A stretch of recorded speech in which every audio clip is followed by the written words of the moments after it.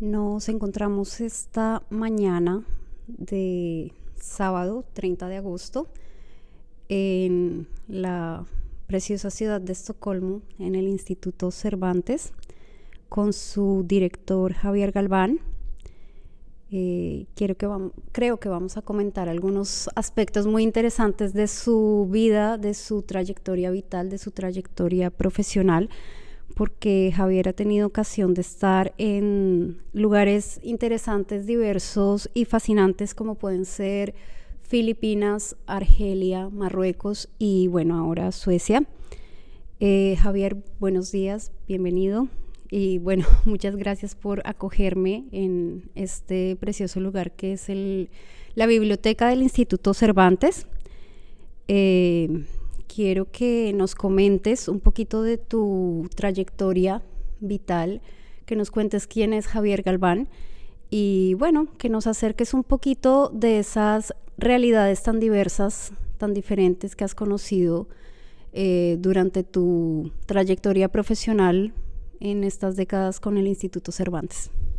Muchas gracias, Clara, por esta oportunidad de contar cosas sobre mi vida personal y profesional.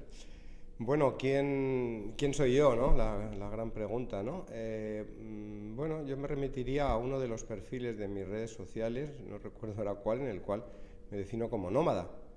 Y efectivamente me considero un nómada, tanto por la trayectoria vital. Los últimos 25 años pues he estado en todos los países que comentas y también en España, porque he vuelto a España un par de veces a trabajar, pero también como un nómada, vamos a decir, existencial, conceptual, desde el punto de vista de las disciplinas académicas o culturales que me motivan.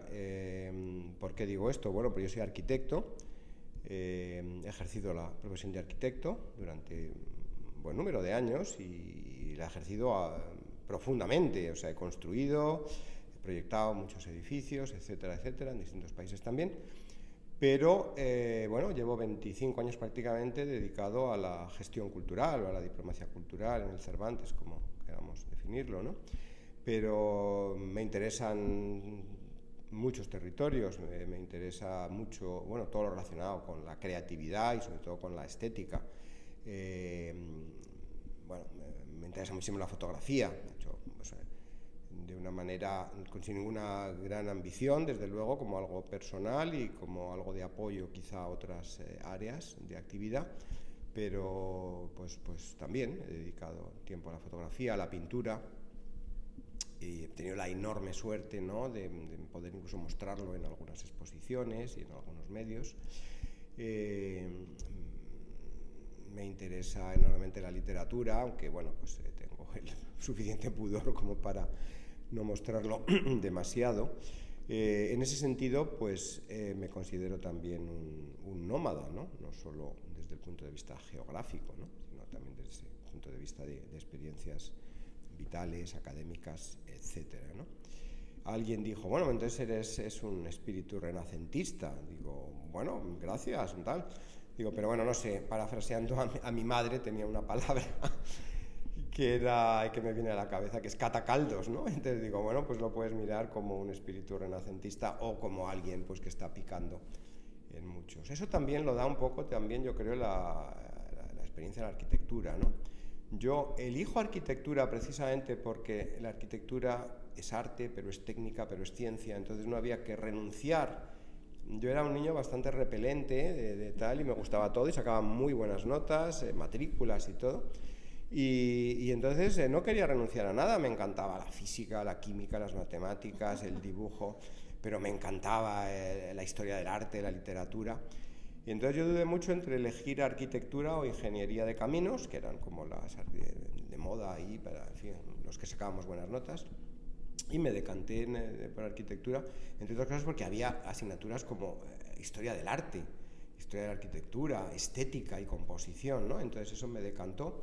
Y luego, a su vez, en un proceso de retroalimentación, la formación de arquitecto es una formación generalista, digamos. Se dice que el arquitecto es el director de orquesta. De desde el punto de vista, por ejemplo, de las bellas artes, pues bueno, un artista puro pues es más artista que un arquitecto, si se puede decir de esta manera, un pintor, aunque el arquitecto pinte, pero el pintor es realmente el que desarrolla la disciplina.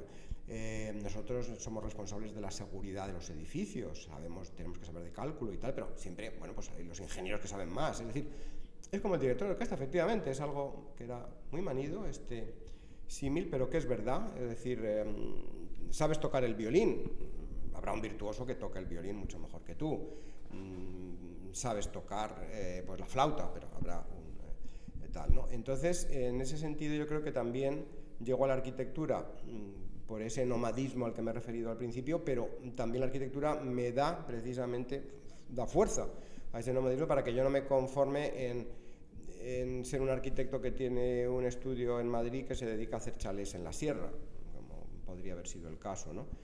Y cuando surge la oportunidad totalmente inesperada de entrar en el Instituto Cervantes, me sorprende muchísimo cuando me lo plantean. Yo al principio casi digo que no, ¿qué hago yo, un arquitecto en el Cervantes, tal? Pero luego veo las posibilidades de aquello y me lanzo a ese desafío. Y lo que yo pensaba que iban a ser un par de años como mucho en el Cervantes, pues se ha convertido en casi 25 que llevo, ¿no? Entonces, un poco explica todo esto, ¿no? Ahí tiene un papel fundamental Filipinas, que has mencionado, porque realmente a mí la oferta de trabajar en el Cervantes me llega por Filipinas. Suele ser al revés, los compañeros que se especializan en la cultura de un país, pues en un momento dado, a lo mejor, pues puede ser un buen director, una buena directora del Cervantes, pues en el país que queramos, ¿no? Porque se ha especializado en esa cultura. Yo fue al revés, yo me salió un proyecto en Filipinas de urbanismo, en realidad era trabajar en unos planes directores de unas ciudades de Filipinas y me fascinaron muchas cosas de ese país, entre otras la arquitectura de la época española, de la época hispana, muy desconocida en España en aquel momento y en todo el mundo, y eso me motivó precisamente a estudiarla y acabó siendo el tema de mi tesis doctoral. Entonces eso me fue llevando a Filipinas, distintos proyectos, distintos momentos, hasta el punto de que alguien pensó en el Cervantes, oye, pues este hombre puede ser un buen director porque no le va a pillar de susto ni la lejanía de Filipinas, ni el calor de un país tropical, ni el caos que es Manila, que parece que le gusta Manila, va mucho por allí y tal. Y entonces eso me abrió la puerta al Cervantes, Filipinas, ¿no? Y bueno, pues esa es un poco en grandes rasgos lo que puede ser un poco definirme quién es Javier Galván. Es decir también que esto de nómada, que yo evidentemente pues lo tienes en la cabeza, pero se reafirmó mucho en mí cuando vi la página web de Ricardo Bofill, del gran arquitecto Ricardo Bofill, y efectivamente él ponía soy nómada, soy nómada. Y yo no sé, supongo que seguirá ahí, aunque bueno, pues Bofill falleció, pero su obra, su taller sigue ahí funcionando y quizá siga ahí en el perfil soy nómada, ¿no? ¿Alguna vez te pasó por la cabeza que tu viaje a Manila iba a traer tantas cosas a tu vida? O sea, cuando tú decides ir allá. No, para nada. Cuando yo decido ir allá, hace ya muchos años, voy iba a decir con miedo, pues bueno, sí, el miedo natural que produce lo desconocido, un desafío. Yo además, pues iba a trabajar en los planes urbanísticos de dos ciudades que habían sido no destruidas, pero muy afectadas por un terremoto, Y entonces eso a mí me producía, claro, es lo desconocido, ¿no? El decir, bueno, voy a ir a un sitio donde hay terremotos y tenía incluso alguna pesadilla de que me pillaba un terremoto y estaba ahí sepultado por... o sea que no, y en fin, algún amigo de la época sedentario pues decía, estás loco, ¿no? Es que vas ahí poco más o menos como casi a la guerra, ¿no? Imagínate el desconocimiento, ¿no? Cuando de todo lo contrario, o sea, ir a un sitio amable donde he tenido pues, los mejores años de mi vida, esa es la verdad, ¿no? Entonces, no, pero jamás pensé, ¿no? Al revés, yo iba primero a decir, bueno, a ver cómo sobrevivo casi en esta nueva aventura, a ver cuánto aguanto. En aquella época, además, los contratos a los directores nos los hacían año a año, nos iban renovando hasta un máximo de 5, pero tú el contrato era por un año. Digo, oye, pues si yo no estoy bien, si no estoy a gusto, completo un año y luego digo, señores, muchas gracias, me vuelvo a mi casa, ¿no? Y pensaba, bueno, eso, pensaba con esto dar un poco fin a mi trabajo de campo de la tesis doctoral y tener una experiencia diferente. Muchas de las experiencias en Filipinas habían sido con muy pocos medios, aparte de ese trabajo en el que comentaba antes, que sí era con la Unión Europea y bueno, pues estaba bien cubierto de todo, pero luego ya mi investigación personal, y tú sabes mucho de eso, Clara, ya era mochila al hombro. Así, de bienes sin indigentes. Autobús, jeepney, el medio de transporte de allí. Tengo historias, aventuras de lo más divertido ahora, pero en aquel momento... Pero en ese momento te pone mucho a prueba, ¿no? Bueno, claro. Entonces, de repente la posibilidad de estar en el Cervantes, que luego también mirando el Cervantes desde fuera, wow, soy como el embajador cultural de lo hispano, ¿no? Luego, pues claro. Bueno, luego pues ya cuando estás en ello y dices, bueno, pues un trabajo bien, estupendo, me encanta, pero bueno, pero claro, dices, wow, ahora voy a tener coche y chofer, imagínate, ¿no? Y entonces, bueno, era todo aquello y ese atractivo, y luego lo que pasa es que la experiencia, tanto por el trabajo en el Cervantes, que siempre lo digo, es que, o sea, tú vas al cine, vas al teatro, si tienes la ocasión de ver a alguien que admiras, pues a lo mejor, yo qué sé, le dices buenos días, le admira a usted mucho, no sé qué, y en el Cervantes es que estás trabajando con eso. Claro. Trabajando con eso. Las mejores cosas ha sido conocer a gente fantástica. Otro ejemplo para ligarlo con la arquitectura también, Alberto Campo Baeza, uno de los grandes arquitectos de la actualidad mundial. Alberto yo lo admiraba mucho y yo incluso pues de joven pues escribí que quería trabajar en su estudio tal y cual. Bueno, pues lo que sea, Alberto es una persona maravillosa, pero no le debió llegar mi carta, yo era muy tímido, no le llegó mi carta y tal. Y de repente un día estoy en el Cervantes, en Madrid, en un puesto que ocupé en la sede de Madrid, y la persona que lleva los temas de arquitectura, bueno, de construcción, de tal, todo lo ligado a los edificios, oye Javier, que está aquí Alberto Campo Baeza y quiere verte, ¿no? Entonces era como, bueno, pues casi mi ídolo en la arquitectura, pues resulta que viene a verme y bueno, vino a comentarme un proyecto que tenía en mente y luego pues me hice amigo de Alberto y lo invité a Marruecos y fue memorable la conferencia que dio en FEDECIR, sobre todo en Rabat, y eso pues gracias a Cervantes, si no pues el caso de Alberto y el caso de grandes escritores, de figuras del mundo de la cultura, que he tenido la ocasión incluso de ser amigo, de convertirme en amigo de algunos de ellos, bueno, eso no tiene precio, ¿no? Sí, creo que lo que tocas es muy interesante porque esa trayectoria tuya previa al Cervantes como investigador de a pie, del que va de mochila y toma autobuses, te permitió un contacto muy real con la calle, con la vida diaria, con el día a día, pero a la vez el trabajo en el Cervantes te dio un acceso a lo que podríamos decir como la alta cultura de los países en los que estuviste designado y en los que tuviste una misión que hacer, y eso también es interesante y enriquecedor porque tienes como las dos perspectivas, y finalmente puedes navegar en ambas con mucha fluidez, con mucha soltura, ¿no? Sí, efectivamente, pues lo has expresado como expresas todo, porque estamos en el Cervantes, manejas nuestra lengua de una manera admirable, con la precisión del poeta, encuentras siempre la palabra precisa, ¿no? No sé si haces poesía, pero deberías, seguro. Bueno, pues efectivamente, Yo la llegada, claro, a Filipinas ya conocía el país, conocía los pueblos, conocía las gentes, etcétera. Entonces eso sí que me dio mucha cercanía para luego desde esa atalaya del Cervantes poder comprender el país, hasta cierto punto la idiosincrasia, porque bueno, es complicado cuando eres de una cultura diferente y no manejas el idioma materno. En Filipinas te expresas en inglés, fenomenal, pero realmente yo he sentido también eso. Sí. Me entiendes muy bien, ¿no? Lo hablábamos ayer, Lo hablábamos ayer, efectivamente, ¿no? Pero bueno, yo creo que sí tenía una visión, un conocimiento de la realidad pues más profundo de a lo mejor la persona que de repente, ¡bumba!, vas a un país. Fue designada y no tiene ningún antecedente en el lugar. Exacto, ¿no?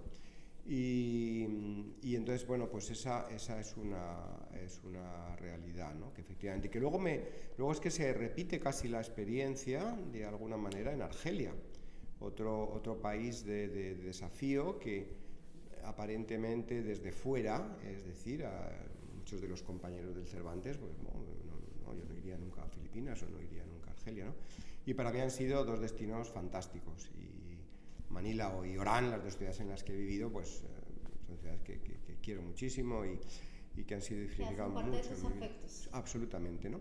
Y también lo de Orán fue algo parecido. Yo me fui un poquito del Cervantes porque, bueno, había llegado a un puesto que no era creativo, al final era esto, ¿no? Muy administrativo. Y en la sede en Madrid, entonces, bueno, fue interesante porque viajé mucho. Yo en ese momento era el encargado de eso, de las obras y de los proyectos inmobiliarios, digamos, del Cervantes, pero no era creativo, o sea, yo no proyectaba los edificios los proyectaban arquitectos locales y yo iba pues a lo mejor a controlar un poco cómo iba la obra, los expedientes administrativos, tal. Y me llegó una oferta para hacer algo parecido, era también rehabilitación de Orán, era empezar una ciudad impresionante, una arquitectura increíble, la de Orán, también bastante desconocida. Y entonces yo pues dejé el Cervantes. En ese momento era directora Carmen Cafarel, guardo un magnífico recuerdo y gratitud a Carmen. Y yo me despedí, mira, oye, yo entré en el Cervantes como director y por circunstancias estoy aquí en un puesto administrativo que no me interesa en nada. Me ha salido esto, pues mira, muchas gracias, encantado, tal.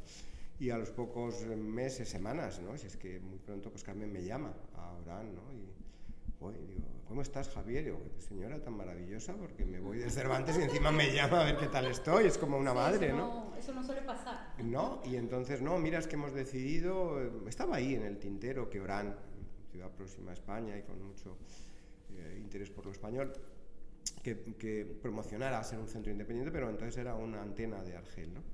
Y entonces dijo, oye, Javier, es que hemos acelerado esto y vamos a promocionar Orán, y ya que estás tú allí, y tú eres director, y ese has sido director de Manila y todo esto, pues si quieres quedarte, no sé cómo estás ahora y tal.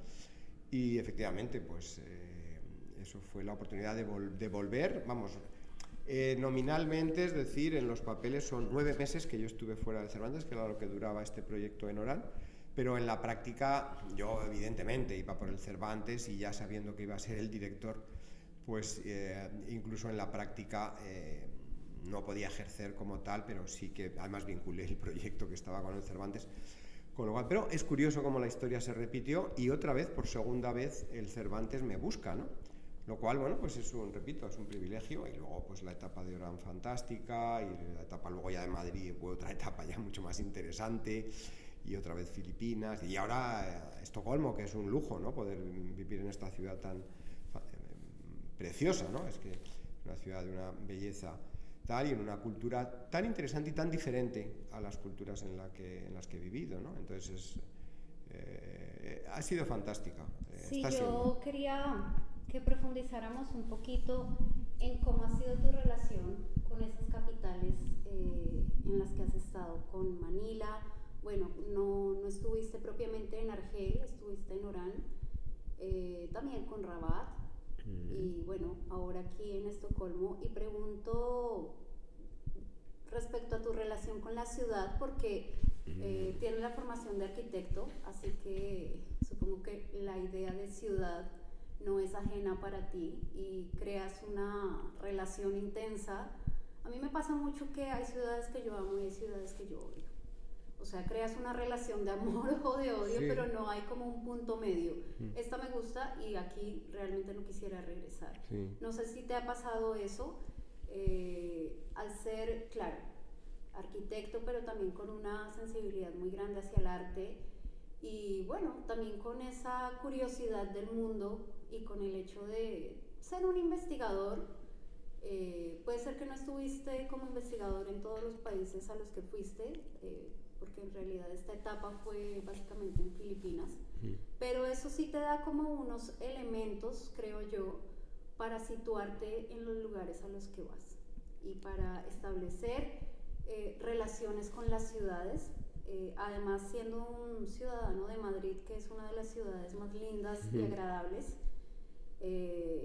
pero finalmente el hecho de que te has arriesgado a ir a destinos que tal vez otras personas no irían o se lo pensarían al menos 2 veces antes de tomar la decisión, habla de una persona curiosa, curiosa del mundo y de una persona dispuesta a salir de su estado de confort, porque bien podrías haberte quedado haciendo casas lujosas en Madrid y de pronto decides como alterar eso, salir de ahí e ir a descubrir qué hay del lado de Asia, qué hay del lado del norte de África, qué hay ahora de este lado del norte de Europa. Me parece muy interesante la forma en que puedes haberte relacionado en estos 25 años con esas ciudades tan diferentes, tan fascinantes, pero tan desafiantes. Bueno, pues de nuevo, me parece magnífico ese análisis que haces de mi trayectoria y cómo ligas una cosa con otra, lo cual me reconforta bastante también, ¿no? Porque a veces te planteas, bueno, a lo mejor... Claro, exacto, y entonces, bueno, tú le das un sentido que, vamos, me parece maravilloso. Pero que sí, sí. Y mira, me viene a la memoria ahora, a la cabeza, un libro referente también, que es Las ciudades invisibles, de Italo Calvino. Y efectivamente cada ciudad tiene una personalidad clarísima, ¿no? En la Casa de Papel, que esta serie que has tenido tanto éxito en el mundo y que, bueno, pues yo hice entrevistas al guionista principal, a Javier, que fue también momentos interesantes, y bueno, los personajes tienen nombre de ciudad, ¿no? Me viene un poco a la memoria esto. Efectivamente, es el genus loci, cada ciudad, ya los romanos acuñaron ese término, y cada ciudad tiene una personalidad, casi que se puede asimilar de alguna manera a las personas hasta cierto límite, que producen lo que te produce a ti, ese amor o odio, o una ciudad no te gusta, como te pasa con las personas. A lo mejor no hay nada racional porque no ha llegado todavía a la civilización, pero hay algo que te rechaza o que te atrae, no sabes por qué, efectivamente, como también ocurre con las personas. Y entonces, efectivamente, o sea, las ciudades... Manila, bueno, pues Manila es una ciudad, yo creo que te he comentado en alguna charla así preliminar, que efectivamente era un gran desafío. Yo cuando voy a Filipinas no voy directamente a Manila, es decir, yo paso en Manila una noche porque llego en el avión 24 horas de viaje, voy al hotel, tal, y a las 6 de la mañana me viene un taxi a recoger para llevarme al aeropuerto y llevarme a Baguio, una ciudad del norte que no tiene nada que ver con Manila, ni casi con Filipinas, diríamos, porque es muy diferente a todo lo filipino, del clima y todo. Es una ciudad de montaña, con pinos, con no sé qué, con fresquito, tal. La capital de verano de Filipinas. Y entonces, claro, yo a Manila, la gran Manila, y toda la historia de Manila, y la bahía de Manila maravillosa, y la época española, y la Segunda Guerra Mundial, y no sé qué.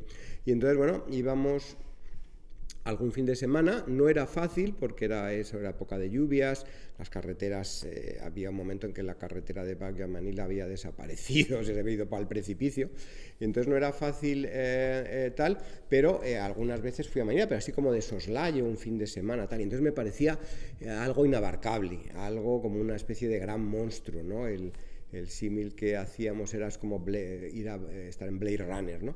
Y yo recuerdo llegamos por la noche en autobús, era ya el viernes salíamos, autobuses ahí de madrugada, y aquello, las autopistas, las M30, como diríamos en Madrid, de Manila eran interminables. Digo, esto es infinito, esto no sé qué tal, y luego pasabas por sitios así, luego de repente llegabas, parecía que estabas en Beverly Hills o en Manhattan.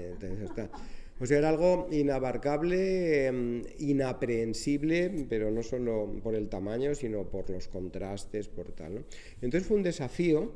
Yo luego, cuando acabé la participación en ese proyecto, que fueron unos meses, pues ya me dediqué un mes ya a viajar. Y uno de los atractivos era tratar de descifrar lo que era Manila, ¿no? Un arquitecto que también fue amigo y yo lo admiraba mucho, Augusto Villalón, que escribía muy bien y decía, bajo un manto de caos se esconde Manila. Y es una definición maravillosa que a mí me encantó y que además precisó con la precisión del poeta. Ahí estaba haciendo prosa poética Augusto. Y efectivamente, entonces ese era el atractivo, ¿no?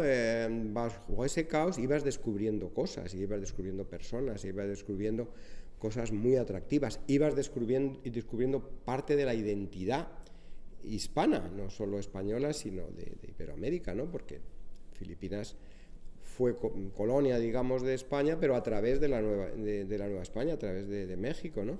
Y entonces, pues eso me fascinó, fue algo que me fascinó. Y luego, pues bueno, ya sucesivos viajes, no fueron grandes periodos hasta que con el Cervantes sí me fui a vivir. No vivía en Manila, pero pasaba tiempo, tal, e iba cada vez descubriendo más. Era ya un desafío también casi de adolescente, ¿no?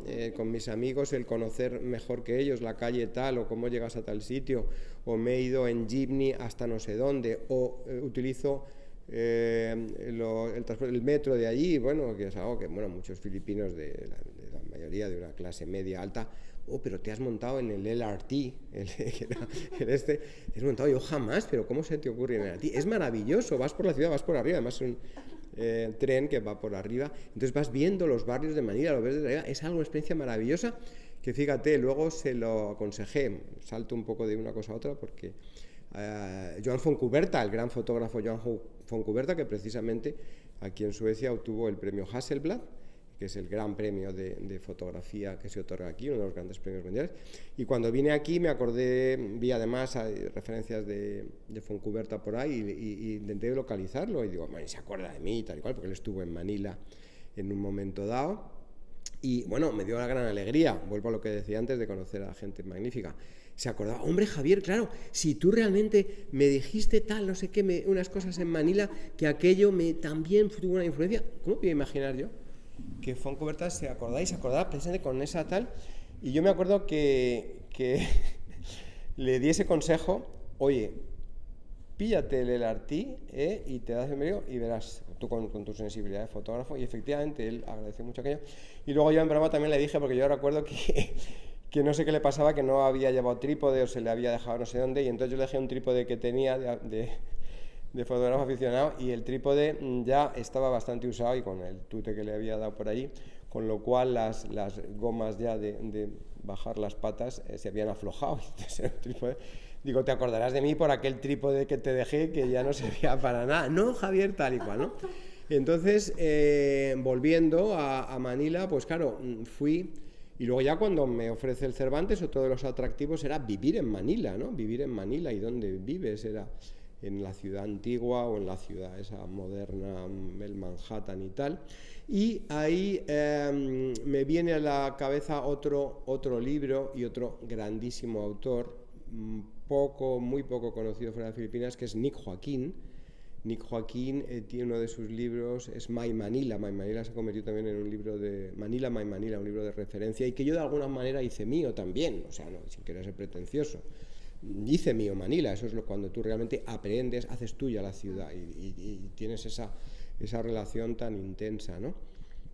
Y efectivamente, pues yo, sobre todo en aquellos años, pues hice mía Manila, era evidentemente nuestra casa está donde estamos. Cuando a mí me dicen, oye, ¿tienes ganas de volver a casa y de volver a España? Yo, no, mi casa está aquí en Manila, o luego estuvo en Orán, o estuvo en Rabat, por supuesto, o ahora mi casa está de Estocolmo.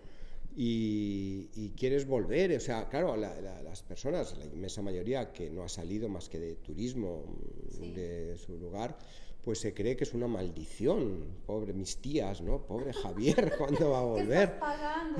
Sí, y yo, pues ¿tienes muchas ganas de volver? No, ninguna.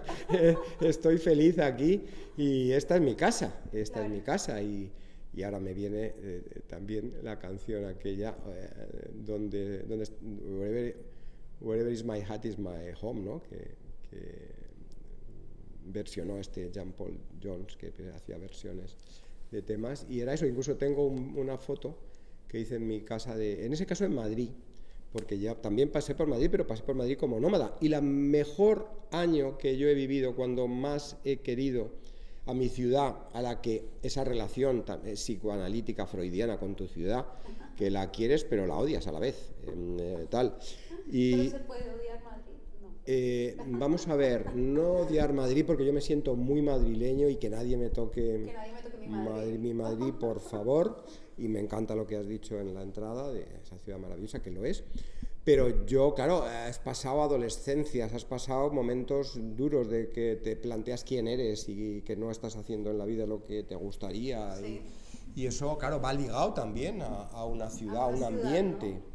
Entonces, el mejor año de mi vida en Madrid, donde yo he querido enormemente en Madrid y no me quería... Luego fue cuando fui a Rabat y abracé con enorme entusiasmo Rabat, pero me costó mucho dejar Madrid en la segunda vez en la que yo volví a Madrid, no en la primera que me fui a Orán con todas las de la ley, ahí, porque ya Madrid yo lo había integrado en esas ciudades que redescubres, ya llevaba bastantes años y también era otra ciudad, yo era otra persona y Madrid era diferente.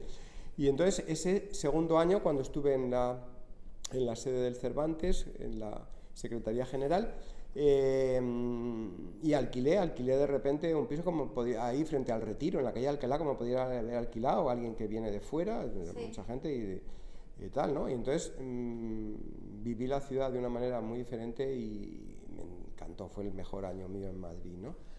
Pero he tenido que salir, como pasa a mucha gente, para apreciar, tienes que salir para apreciar tu propia identidad.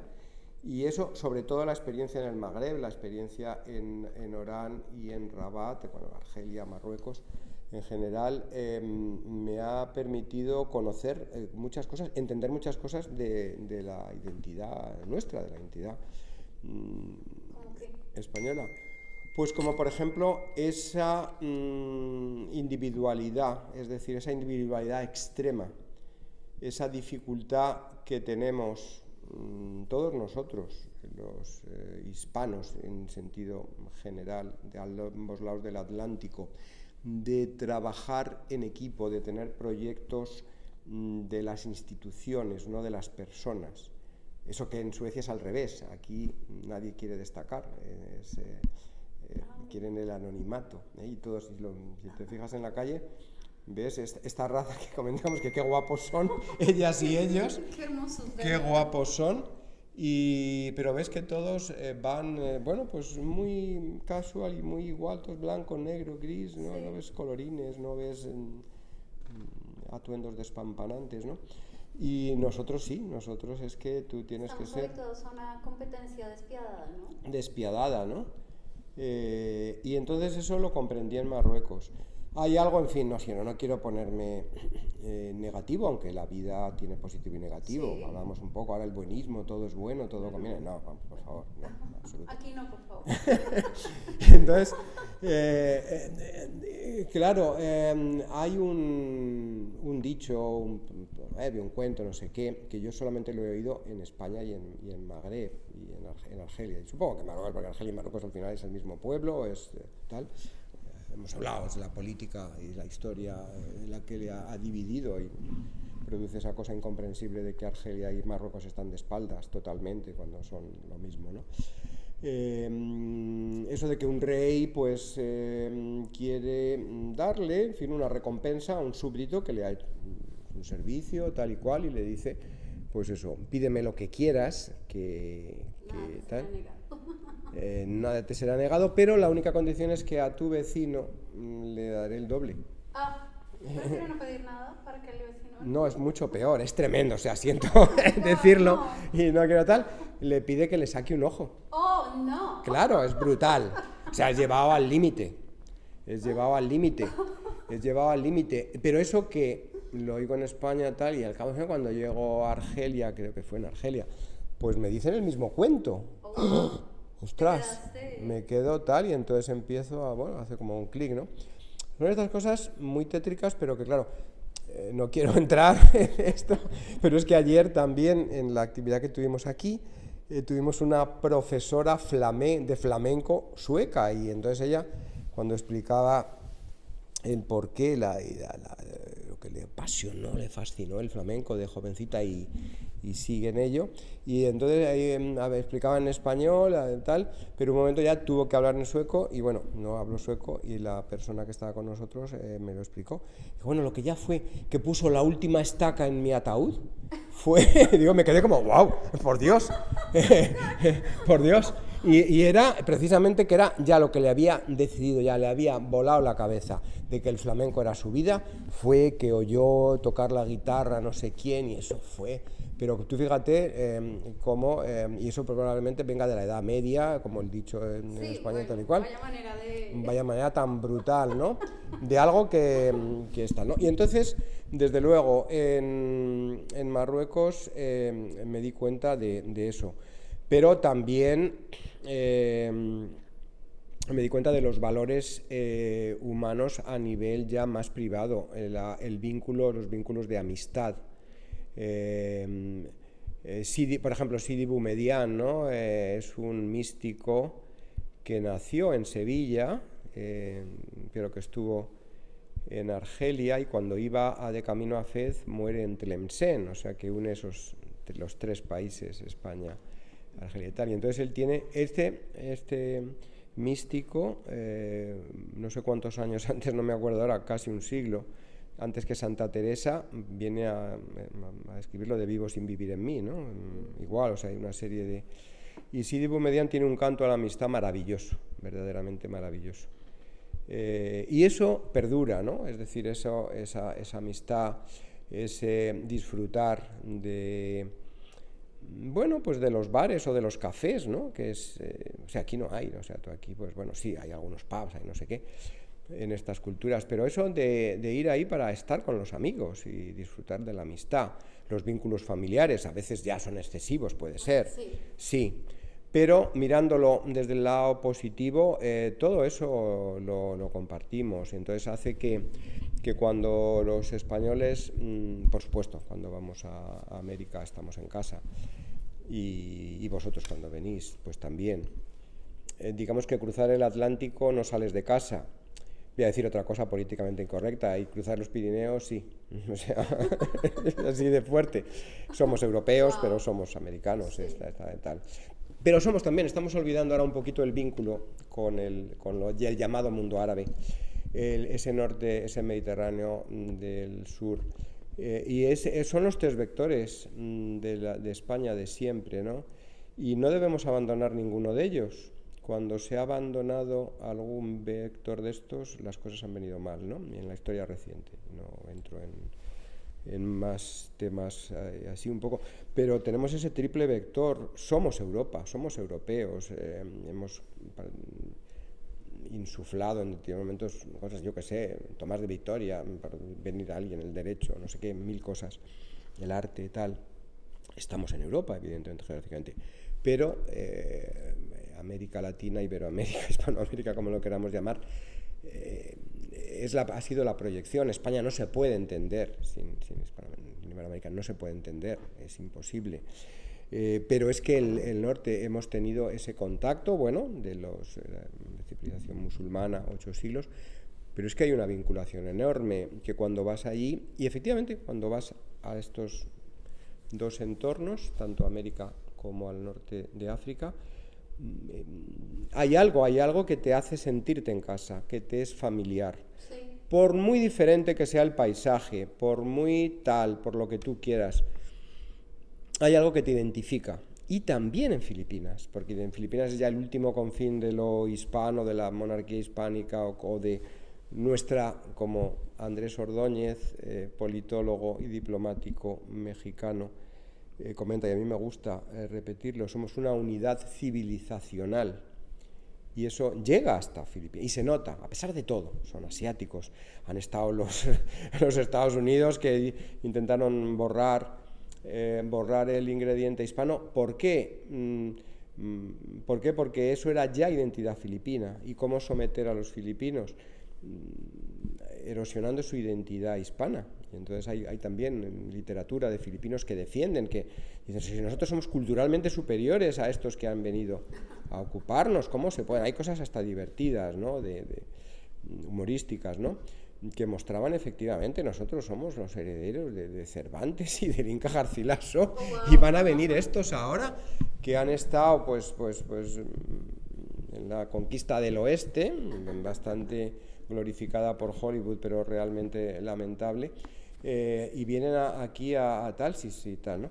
Y entonces todo eso se percibe, y toda esa identidad nuestra es incompleto tu conocimiento si te pierdes estas cosas, ¿no? Entonces, sabes quién eres, sabes mucho quién eres cuando vives estas realidades y con estas gentes con las que compartes muchas cosas, muchísimo más de lo que pudieras imaginar antes de ir por allí.